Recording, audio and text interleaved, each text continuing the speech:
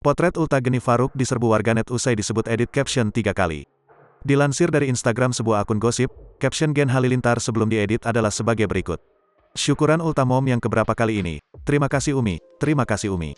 Seseorang datang kepada Rasulullah dan berkata, "Wahai Rasulullah, kepada siapakah aku harus berbakti pertama kali?"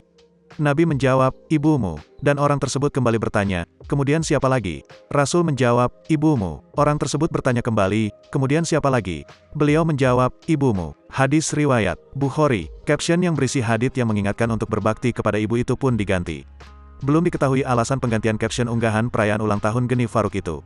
Dalam potret itu terlihat dua anggota Gen Halilintar yaitu Atta dan Tarik Halilintar tak ikut merayakan ulang tahun sang ibu. Lenggo Geni Faruk berulang tahun ke-50 tahun pada tanggal 29 Oktober tahun 2022 kemarin. Namun kejutan ulang tahun itu diberikan Gen Halilintar pada Kamis, tanggal 3 November tahun 2022. Warganet pun mengira bahwa caption berisi hadits itu merupakan sindiran bagi salah satu Gen Halilintar yang tak hadir.